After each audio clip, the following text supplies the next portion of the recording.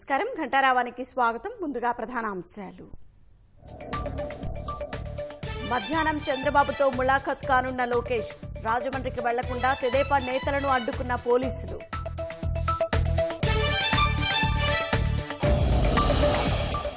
చంద్రబాబు అరెస్టుపై మరో నిరసనకు తెలుగుదేశం శ్రీకారం గుడ్డి ప్రభుత్వం కళ్లు తెరిపిద్దాం పేరుతో రేపు ఆందోళనలు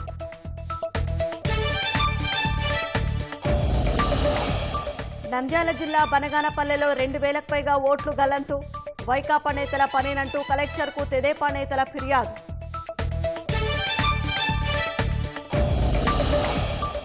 కీలక వడ్డీ రేట్లు యథాతథంగా ఉంచిన ఆర్బీఐ రెపో రేటు 6.5% వద్ద కొనసాగిస్తున్నట్లు వెల్లడి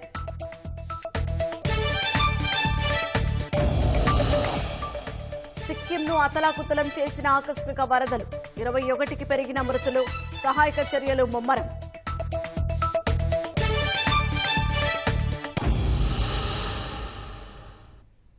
మోతమోగిద్దాం తరహాలో రేపు మరో వినూత్న కార్యక్రమానికి తెలుగుదేశం పార్టీ ఆలోచనలు చేస్తుంది. తెదేపా జాతీయ ప్రధాన కార్యదర్శి లోకేష్ ఈ వినూత్న కార్యక్రమ నిర్వహణకు పార్టీ ముఖ్య నేతల అభిప్రాయాలను తీసుకుంటున్నారు. తెదేపా అధినేత చంద్రబాబుతో ములాఖత్ అయ్యేందుకు లోకేష్ అమరావతి నుంచి రాజమహేంద్రవరం బయలుదేరారు. జనసేనతో సమన్వయం కోసం 5గురు తెదేపా సభ్యులను ఖరారు చేయనున్నారు. లోకేష్ వాహన రూట్లో ఎక్కడికక్కడ పోలీసులు భారీగా మోహరించారు. మార్గ మధ్యలో ఆయా ప్రాంతాల్లో లోకేష్ ను కలిసి సంఘీభావం తెలిపేందుకు కార్యకర్తలు వెళ్లకుండా వాహనాలు నిలిపివేస్తున్నారు. లోకేష్ వెంట రామ్మోహన్ నాయుడు, దేవినేని ఉమా, కొల్లు రవీంద్ర, యార్లగడ్డ వెంకట్రావు సహా పలువురు నేతలు రాజమహేంద్రవరం బయలుదేరారు. లోకేష్ వెంట వెళ్లకూడదంటూ పొట్టిపాడు టోల్గేట్ వద్ద ఉమా, కొల్లు రవీంద్ర వాహనాలను పోలీసులు అడ్డుకున్నారు. పోలీసులతో తెదేపా నేతలు వాగ్వాదానికి దిగారు.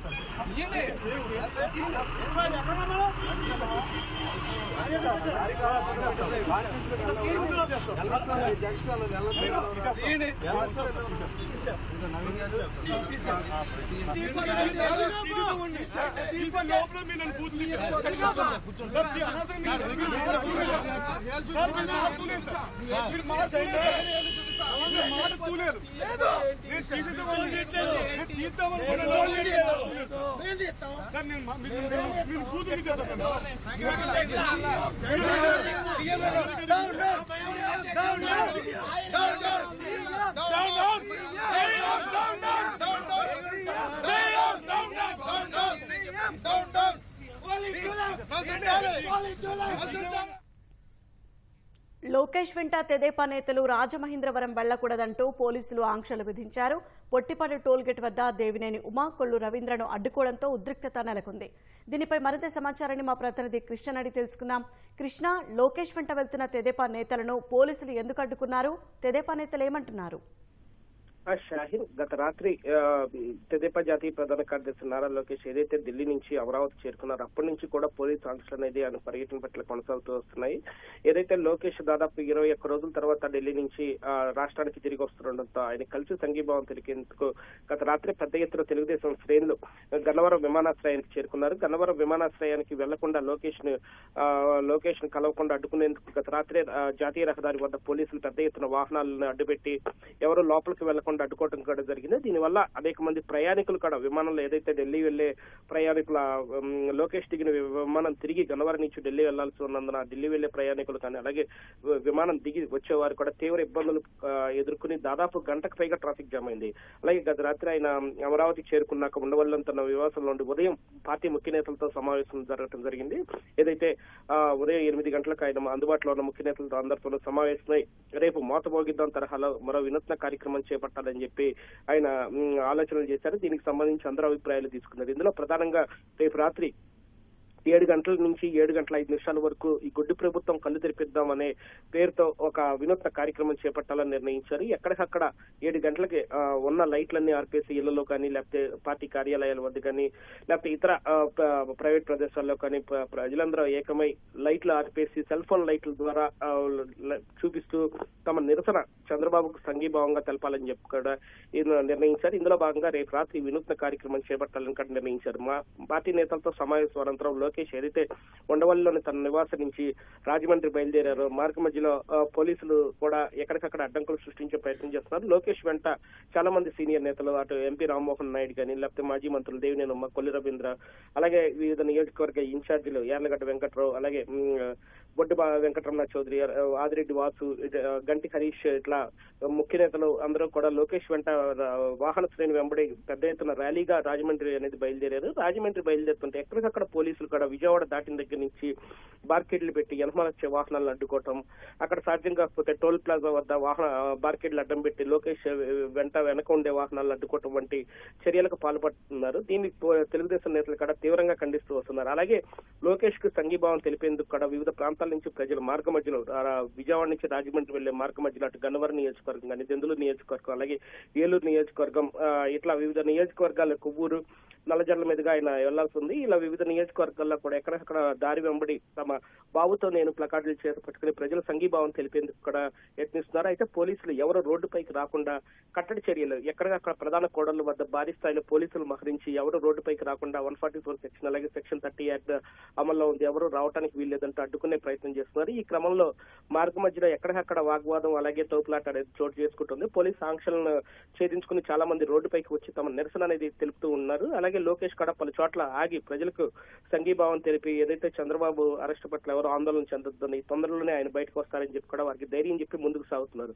అయితే ఇక్కడ పొట్టిపాడు టోల్ ప్లాజా వద్ద మాత్రం తీవ్ర ఉద్రిక్తత అనేది చోటు చేసుకుంది. ఏదైతే లోకేష్ వాహనాల వెనకే ఉన్న మాజీ మంత్రులు దేవినేనమ్మ, కొల్లి రవీంద్ర, అలాగే బండారు అప్పలనాయుడు, ఇది అందరూ కలిసి ఒకే వాహనంలో వెళ్తుండగా ఆ వాహనాన్ని పోలీసులు అడ్డుకోవడంతో బార్కెళ్లు పెట్టి అక్కడ తీవ్ర వాగ్వాదం ఉద్రిక్తత అనేది చోటు చేసుకుంది. మాజీ మంత్రులను ఇక్కడ చూడకుండా ఎందుకు వాహనాన్ని ఆపుతున్నారంటూ నేతలు పోలీసులతో పెద్ద ఎత్తున వాగ్వాదానికి చోటు చేసుకున్నారు. పోలీసులు తమకు పైనుంచి వచ్చిన ఆదేశాల ప్రకారం వెళ్ళనివ్వబోవంటూ వారిని అడ్డుకోవడం జరిగింది. ఈ క్రమంలో పోలీసులకు అటు తెలుగుదేశం నేతలకు మధ్య తీవ్ర వాగ్వాదంతో పాటు తోపులాటలు లాంటి ఘటనలు కూడా చోటు చేసుకున్నాయి. షాహీన్, ధన్యవాదాలు కృష్ణ.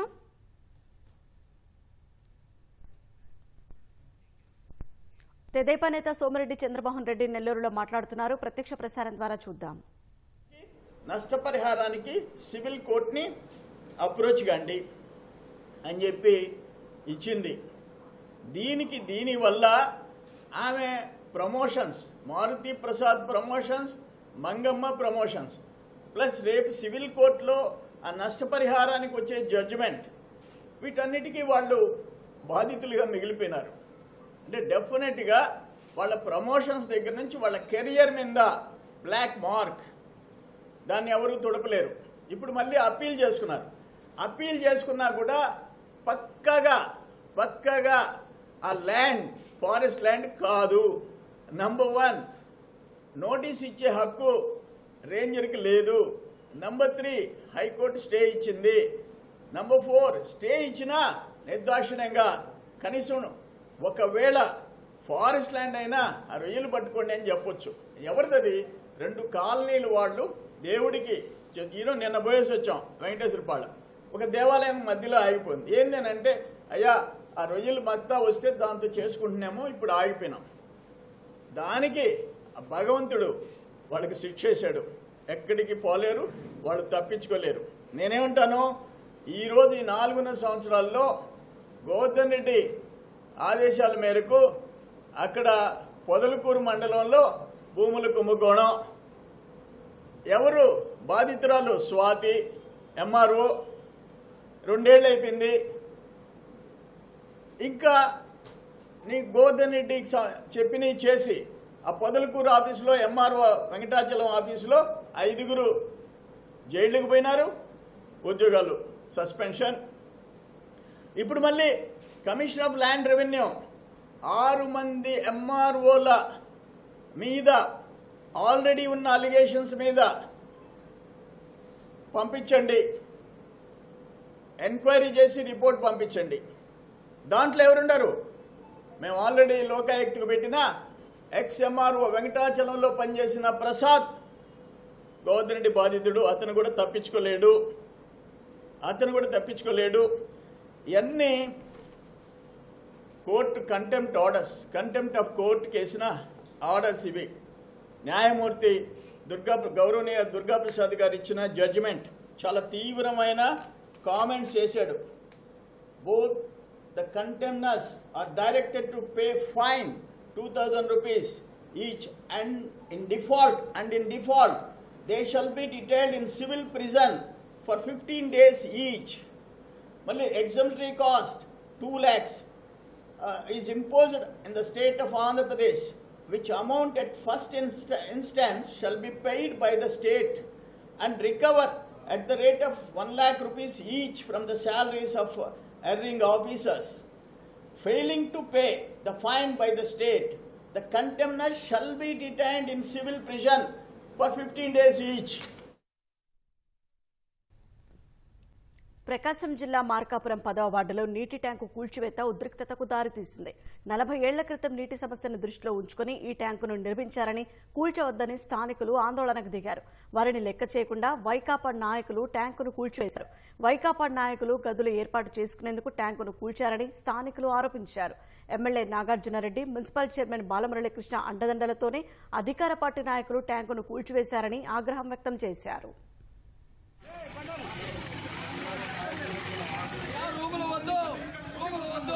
నీళ్ళ ట్యాంకి ముద్దు భూ కబ్జాదారు నుండి ట్యాంకి కాపాడండియా. భూ కబ్జాదారు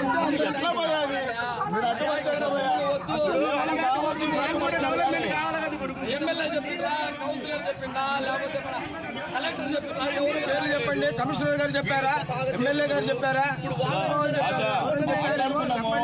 నేను పోయినప్పుడు నేను మాట్లాడా, కమిషనర్ ముందు నేను చెప్పలేదు, నాకు తెలియదు, నాకు సంబంధం లేదన్నాడు.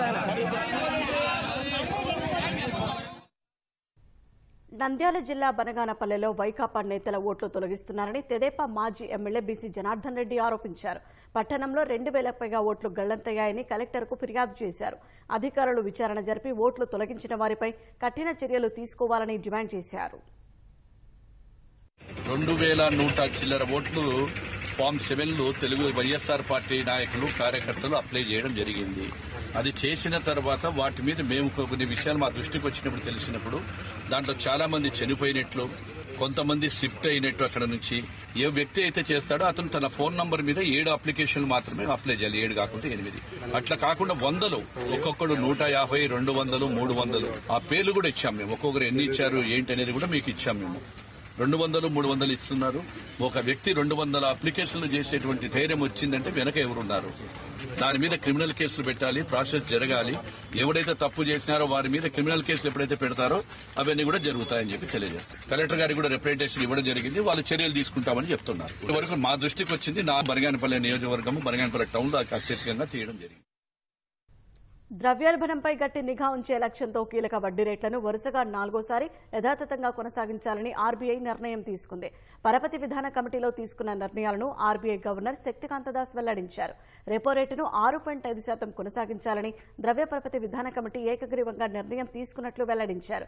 ఎంఎస్ఎఫ్ బ్యాంక్ రేటును 6.7% వద్ద స్థిరంగా ఉంచారు. ఆగస్టులో జరిగిన ఎంపీసీ సమావేశంతో పోలిస్తే ఈసారి ద్రవ్యోల్బణం పెరిగింది. వృద్ధి బలంగా ఉన్నప్పటికీ అమెరికా ఫెడరల్ రిజర్వ్ వడ్డీ రేటు కారణంగా అంతర్జాతీయంగా కొన్ని అంశాలు ప్రతికూలంగా మారాయి. ఇలాంటి పరిస్థితుల్లో ఆర్బీఐ కీలక రేట్లను యథాతథంగా ఉంచేందుకు అవకాశం ఉందని నిపుణులు అంచనా వేశారు. అందుకు అనుగుణంగానే ఆర్బీఐ నిర్ణయం తీసుకుంది. ద్రవ్యోల్బణాన్ని గమనిస్తూనే లక్షిత పరిధిలోకి తీసుకొచ్చేందుకు కట్టుబడి ఉన్నట్లు శక్తికాంత దాస్ తెలిపారు.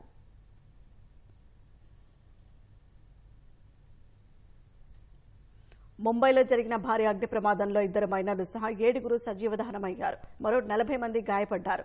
తెల్లవారుజామున 3 గంటల సమయంలో గోరేగావ్లోని 7 అంతస్తుల భవనంలో మంటలు చెలరేగాయి. ప్రమాద సమాచారం అందుకున్న వెంటనే పోలీసులు, అగ్నిమాపక సిబ్బంది ఘటనా స్థలానికి చేరుకుని సహాయక చర్యలు చేపట్టారు. గాయపడిన వారిని సమీపంలోని ఆసుపత్రికి తరలించారు. క్షతగాత్రుల్లో 12 మంది పురుషులు, 28 మంది మహిళలు ఉన్నట్లు పోలీసులు చెప్పారు. వారిలో 2 పరిస్థితి విషమంగా ఉందన్నారు. 10 అగ్నిమాపక శకటాలతో 4 గంటల పాటు శ్రమించి మంటలను అదుపులోకి తెచ్చినట్లు పోలీసులు పేర్కొన్నారు. మంటలో ద్విచక్ర వాహనాలు, కార్లు దగ్ధమయ్యాయి. ప్రమాదానికి కారణాలు తెలియాల్సి ఉందన్న పోలీసులు ఈ మేరకు కేసు నమోదు చేసి దర్యాప్తు చేయనున్నట్లు తెలిపారు. మరోవైపు పంజాబ్ అమృత్సర్లోని ఫార్మా కంపెనీలో జరిగిన అగ్ని ప్రమాదంలో 4 మృతి చెందారు.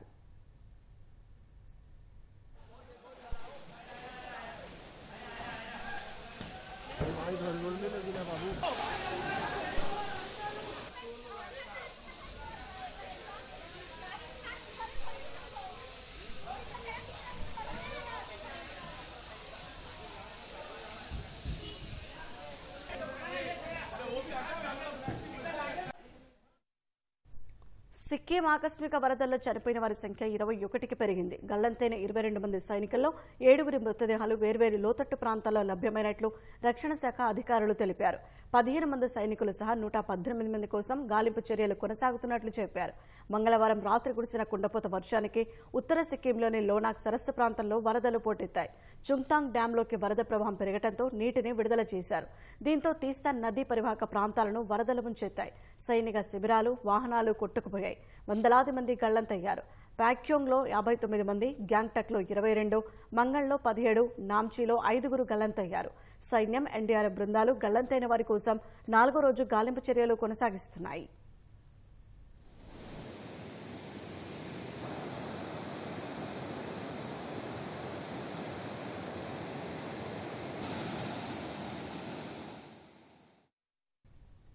మహాదేవ్ బెట్టింగ్ యాప్ కేసు వ్యవహారం బాలీవుడ్ను కుదిపేస్తోంది. ఈ కేసులో మరో నటి శ్రద్ధా కపూర్కు సమన్లు పంపిన ఈడీ ఇవాళ విచారణకు రావాలని సూచించినట్టు తెలుస్తోంది. అయితే ఆమె విచారణకు హాజరవుతారా లేదా అనే విషయమై స్పష్టత లేదు. ఇప్పటికే ఈ కేసులో నటుడు రణబీర్ కపూర్, హాస్య నటుడు కపిల్ శర్మ, హ్యూమా ఖురేషీ, హీనా ఖాన్కు ఈడీ సమన్లు జారీ చేసింది. రణబీర్ కపూర్ కూడా ఇవాళ రాయ్పూర్లోని ఈడీ ప్రాంతీయ కార్యాలయంలో విచారణకు హాజరు కావాల్సి ఉండగా ఆయన 2 వారాల సమయం కోరినట్లు తెలుస్తోంది. కపిల్ శర్మ, హ్యూమా ఖురేషీ, హీనా ఖాన్ను వేర్వేరు తేదీల్లో ప్రశ్నించనున్నట్లు అధికారులు తెలిపారు. మహాదేవ్ ఆన్లైన్ బెట్టింగ్ యాప్ను ప్రచారం చేసినందుకు నటీనటులు, ఆ యాప్ ప్రమోటర్లు సౌరభ్ చంద్రకర్, రవి ఉప్పల్ నుంచి డబ్బు అందుకున్నట్లు ఈడీ అభియోగాలు మోపింది. ఇందులో 14 నుంచి 15 మంది సెలబ్రిటీలకు ప్రమేయం ఉన్నట్లు సమాచారం. మిగతా వారికి కూడా త్వరలోనే నోటీసులు జారీ చేసే అవకాశం ఉన్నట్టు తెలుస్తోంది. అయితే ఈ కేసులో వారు నిందితులు కారని, హవాలా వ్యవహారంలో చెల్లింపులు ఎలా జరిగాయని తెలుసుకోవడానికే విచారణకు పిలిచినట్లు సమాచారం.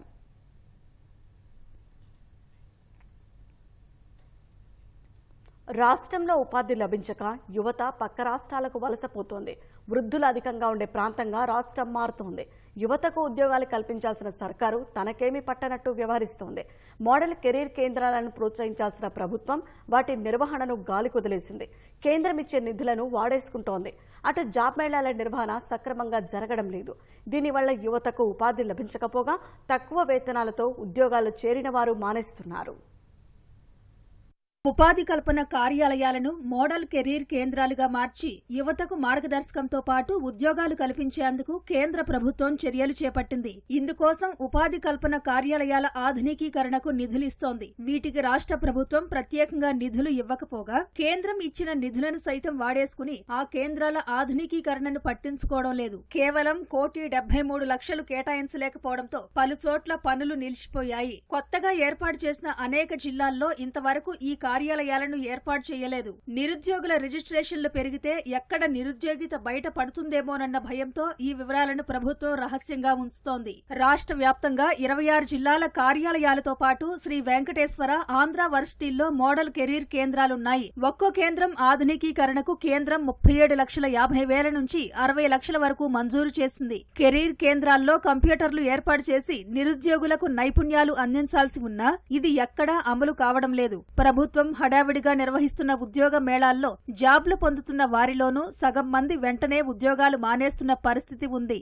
మోడల్ కెరీర్ కేంద్రాల్లో నిరుద్యోగుల నమోదు తూతూ మంత్రంగా మారింది. ఇంజనీరింగ్, సాధారణ డిగ్రీలతో ఉత్తీర్ణులవుతున్న వారు ఏటా 2.5 లక్షల మంది ఉండగా వీరిలో 30% మంది కూడా పేర్లు నమోదు చేసుకోవడం లేదు. డిప్లొమా, ఐటీఐ, 10వ తరగతి అర్హత కలిగిన వారిని కలిపితే ఈ జాబితా మరింత పెరిగే అవకాశం ఉంది. నిరుద్యోగుల సంఖ్యను తగ్గించి చూపేందుకు గతంలో ఆఫ్లైన్లో నమోదైన వారి వివరాలను ప్రభుత్వం ఆన్లైన్ చేయడం లేదు.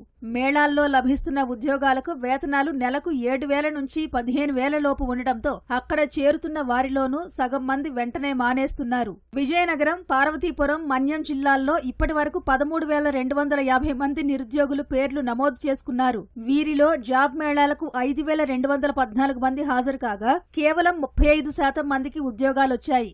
ఏలూరు, పశ్చిమ గోదావరి జిల్లాల్లో 3,000 మంది వివరాలు నమోదు చేసుకోగా జాబ్ మేళాల్లో 350 మందికి మాత్రమే ఉద్యోగాలు లభించాయి. ఉమ్మడి అనంతపురంలో ఇప్పటి వరకు 28,870 మంది నమోదు చేసుకోగా కేవలం 1,226 మందికి మాత్రమే ఉద్యోగాలు కల్పించారు. ఉమ్మడి కర్నూలు జిల్లా కార్యాలయంలో 51,741 మంది నిరుద్యోగులు పేర్లు నమోదు చేసుకున్నారు. జాబ్ మేళాలకు 4579 మంది నిరుద్యోగులు హాజరు కాగా కేవలం 1334 మందిని ప్రైవేటు కంపెనీలు ఎంపిక చేసుకున్నాయి. చిత్తూరు జిల్లా కార్యాలయంలో 34,345 మంది నమోదు చేసుకోగా ఇక్కడ మేళాలు సక్రమంగా నిర్వహిస్తున్న దాఖలాలు లేవు. ఎన్టీఆర్ జిల్లాలో 29,057 మంది నిరుద్యోగులు వివరాలు నమోదు చేసుకోగా వీరిలో ఇటీవల నిర్వహించిన జాబ్ మేళాలో కేవలం 836 మందికి మాత్రమే ఉద్యోగాలొచ్చాయి. వైఎస్సార్ జిల్లాలో 2020 నుంచి నిర్వహించిన ఉద్యోగ మేళాలకు 9,000 మంది నిరుద్యోగులు హాజరు కాగా కేవలం 3,370 మందికి మాత్రమే ఉద్యోగాలు లభించాయి. ప్రకాశం జిల్లాలో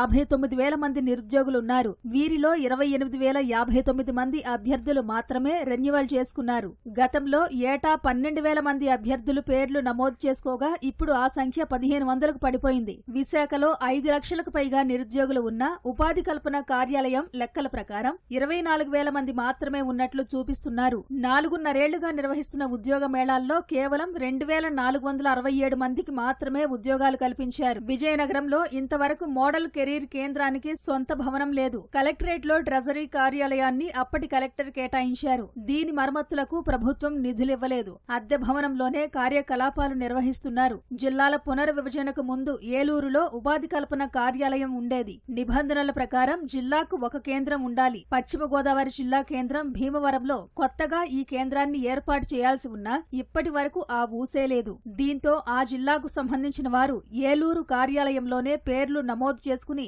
జాబ్ మేళాలకు హాజరు కావాల్సి వస్తోంది. సత్యసాయి జిల్లాలోనూ మోడల్ కెరీర్ కేంద్రాన్ని ఏర్పాటు చేయలేదు. ఉమ్మడి కర్నూలు జిల్లాలో మోడల్ కెరీర్ కార్యాలయానికి సొంత భవనం లేక ప్రభుత్వ క్వార్టర్లలో నిర్వహిస్తున్నారు. కొత్తగా నంద్యాల జిల్లా ఏర్పడినా కార్యాలయాన్ని ప్రారంభించలేదు. శ్రీకాకుళం జిల్లా కార్యాలయాన్ని అద్దె భవనంలో కొనసాగిస్తున్నారు. ఎన్టీఆర్ జిల్లా కార్యాలయం భవనం పెచ్చులూడి అధ్వానంగా మారింది. ఉమ్మడి విశాఖకు చెందిన జిల్లా ఉపాధి కార్యాలయం కంచెరపాలెంలో ఉంది. జిల్లాల విభజన తర్వాత అనకాపల్లి, అల్లూరి సీతారామరాజు జిల్లాల సేవలను విభజించిన కార్యాలయాలను తరలించలేదు. ఉమ్మడి కర్నూలు మోడల్ కెరీర్ కేంద్రానికి 41,56,000 మంజూరు చేయగా 24,92,000 మాత్రమే ప్రభుత్వం ఇచ్చింది. ఇక్కడ ఏర్పాటు చేసిన కంప్యూటర్ ల్యాబ్ల వినియోగంలోకి రాలేదు. నంద్యాల జిల్లా మోడల్ కెరీర్ కేంద్రం ఏర్పాటుకు 56 లక్షలు మంజూరు కాగా ఇంతవరకు ప్రభుత్వం నిధులు విడుదల చేయలేదు. శ్రీకాకుళం కేంద్రానికి 52 లక్షలు మంజూరు కాగా నిధులు విడుదల కాలేదు. ప్రకాశం కెరీర్ కార్యాలయానికి 54 లక్షలు మంజూరు చేసినా నిధులివ్వలేదు. విశాఖ జిల్లా గాజువాకలోని మోడల్ కెరీర్ కేంద్రానికి 60 లక్షలు మంజూరు కాగా 30 లక్షలు మాత్రమే సర్కార్ విడుదల చేసింది. మోడల్ కెరీర్ కేంద్రాల్లో ఉద్యోగుల కొరత తీవ్రంగా ఉంది. ఖాళీలను భర్తీ చేయడంపై ప్రభుత్వం దృష్టి సారించడం లేదు. ఏలూరు కార్యాలయంలో 11 మంది సిబ్బంది ఉండాల్సి ఉండగా ప్రస్తుతం 5గురే పనిచేస్తున్నారు. అనంతపురం కేంద్రంలో 10 మంది ఉద్యోగులు అవసరం కాగా 6గురు మాత్రమే ఉన్నారు. కర్నూలు కార్యాలయంలో 13 మంది ఉద్యోగులు ఉండాల్సి ఉండగా 10 మంది పనిచేస్తున్నారు. దాదాపు అన్ని జిల్లాల్లోనూ ఇదే పరిస్థితి. Visakha agency to Anantapur via Hyderabad Kurnool ప్రయాణ రద్దీ ఉండే ఈ మార్గంలోనే గంజాయి అక్రమ రవాణా గుట్టుగా సాగిపోతోంది. పట్టుబడితే జైలుకెళ్తాం, బయటికొచ్చాక మళ్లీ మొదలు పెడతామన్నట్లు విక్రేతలు బరితగిస్తున్నారు. పోలీసుల మెతక వైఖరితో యువత నిర్వీర్యమవుతుందనే విమర్శలున్నాయి. అనంతపురం జిల్లాలో గంజాయి విక్రయ ముఠాలు విజృంభిస్తున్నాయి. గంజాయి అమ్మకం, రవాణా చేస్తున్న 18 మందిని పోలీసులు ఇటీవలే పట్టుకున్నారు. వీరిలో ప్రధాన నిందితుడు ముఠా నాయకుడు జాఫర్ 2 సార్లు జైలుకు వెళ్లొచ్చాడు. అయినా గంజాయి వ్యాపారం మానకుండా మరింత విస్తరించినట్లు పోలీసుల దర్యాప్తులో తేలింది. తాజాగా చిక్కిన గంజాయి ముఠా నుంచి నిత్యం 101 మంది కొనుగోలు చేస్తున్నట్లు పోలీసుల విచారణలో నిందితులు వెల్లడించారు. ఒక 1 month to 2 months before 2 gangs మధ్యలో గొడవ జరిగింది. దాంట్లో గాయాలు కూడా అయినాయి. ఆ గాయాలకు సంబంధించిన గ్యాంగ్స్ ఎవరంటే ఈ గాంజా పెడ్లర్స్ అన్న విషయం కూడా వెల్లడించడం జరిగింది. అది కాన్ఫిడెన్షియల్ ఇన్ఫర్మేషన్గా తీసుకొని డీటెయిల్గా ఇన్వెస్టిగేషన్ చేసేటప్పటికి ఈ 18 మెంబర్స్ కూడా మన అనంతపురం టౌన్ చుట్టూ ప్రాంతంలో ఈ గాంజాని విక్రమిస్తున్నట్టు దృష్టికి వచ్చింది. ఫర్దర్ ఇన్వెస్టిగేషన్లో ఈ ఒక గాంజాని విశాఖపట్నం నుంచి తరలించినట్టు, రూట్ హైదరాబాద్, కర్నూలుని కూడా ఎంచుకున్నట్టు దృష్టికి రావడం జరిగింది. జాఫర్ అనే వ్యక్తి మీద దాదాపు ఆల్రెడీ 2 కేసెస్ ఉన్నాయి. టోకు వ్యాపారుల నుంచి కిలోల కొద్దీ గంజాయి కొంటున్న ముఠాలో చిన్న ప్యాకెట్లు చేసి యువత విద్యార్థులకు నేరుగా విక్రయిస్తున్న తీరు ఆందోళన కలిగిస్తోంది. చిన్న పొట్లాలు కట్టి మైనర్లకు విక్రయిస్తున్నట్లు పోలీసుల దర్యాప్తులో నిగ్గు తేలింది. అప్పుడప్పుడు గంజాయి రవాణా ముఠా సభ్యుల్ని పట్టుకుంటున్న పోలీసులు సరకు విక్రయిస్తున్న ఏజెంట్లు మత్తుకు బానిసైన వారిని గుర్తించి కౌన్సిలింగ్ ఇప్పించడంలో పూర్తిగా విఫలమవుతున్నారు. అనంతపురం సర్వజనాసుపత్రిలో మానసిక రుగ్మతుల చికిత్స విభాగంలో మాదక ద్రవ్యాలకు బానిసలైన వారికి చికిత్స చేయడానికి 10 పడకలు మాత్రమే ఏర్పాటు చేశారు. ఈ ఏడాది జనవరి నుంచి సెప్టెంబర్ వరకు 78 మందికి మాత్రమే చికిత్స, కౌన్సిలింగ్ ఇచ్చినట్లు ఆసుపత్రి గణాంకాలు చెబుతున్నాయి. అయితే కౌన్సిలింగ్ కు వచ్చే వారిలో అధిక శాతం గంజాయి బానిసలేనంటున్నారు. దాదాపు 90% పోలీస్ వాళ్ళు తీసుకొచ్చిన కేసులే ఉన్నాయి.